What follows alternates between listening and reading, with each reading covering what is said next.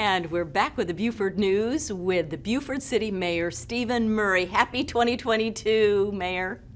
Happy 2022, Robyn. It's great to be with you this morning. It's good to see you too. So let's dive right in. What's on the docket for 2022? What are some of the big projects? How about economic development? What's going on? We have a lot of work to do in 2022.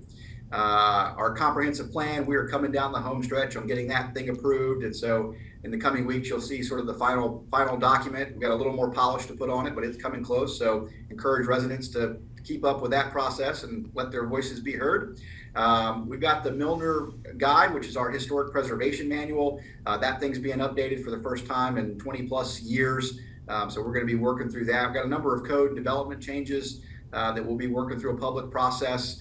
ARPA money, we've got a little over $6.5 million in federal funds that we have to figure out how to responsibly spend and get the greatest impact. We've got a spec building that'll hopefully be complete in the next 2 to 3 months out in the Commerce Park. We've got an engineering study for stormwater improvements in the Point neighborhood, in addition to a whole host of other capital and infrastructure projects across the city. So as always, for a little city, I think we punch above our weight, and it's going to be a busy, exciting 2022 for us. You mentioned, Mayor, the federal funds coming in, and aren't you going to ask for some public input on how that money should be spent?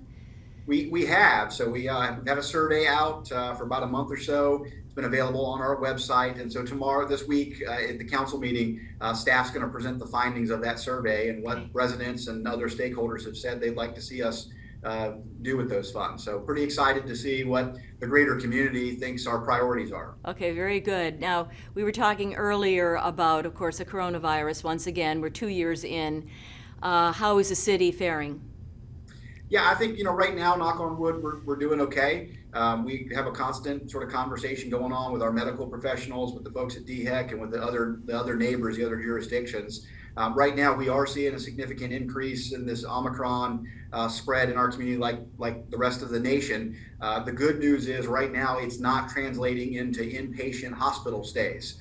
The hospital's seen a tremendous increase in inpatient, whether that's primary care physicians, their urgent care, or their ER. But the good news is that for the most part, folks aren't having to be admitted to the hospital, especially those folks who are vaccinated. So we are still encouraging vaccinations right now, and there's still good access to vaccines around town. So go get vaccinated, go get your booster. I got my booster a few weeks ago, and I think we'll get through this. All right.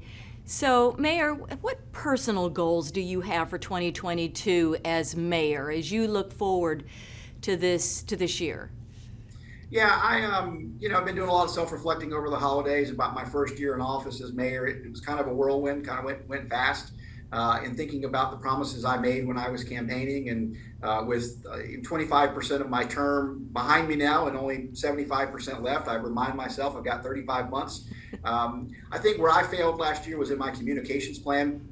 Thanks to you, you helped me get sort of the message out, and we're kind of a constant conduit. But I really feel like I need to communicate a little deeper on some of these issues with my constituents, but also for it to be a dialogue so I can hear back from a broader group of people than just kind of my core network. So I'm working with my team right now to figure out how we might do that, whether it's a newsletter or a Facebook live stream like we did during the campaign. But one of my big priorities this year as mayor is just to communicate better and a little deeper with my folks. And we can talk more with WHHI about how we can help with that too, Mayor.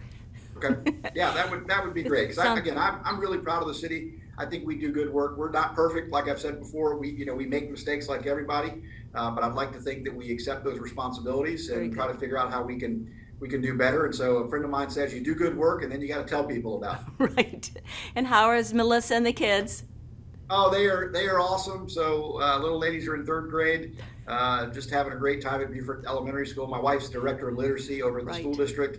We've got a great team with Superintendent Frank Rodriguez and the board at the school district. So I am an optimist. That people tell me that sometimes I'm too optimistic about things, but I do think we are blessed to live in the Lowcountry, and right now we've got just great leadership around the table and so many of our institutions moving this community in the right direction. We are truly so blessed. Now it's time for your haircut, Mayor, so bye-bye.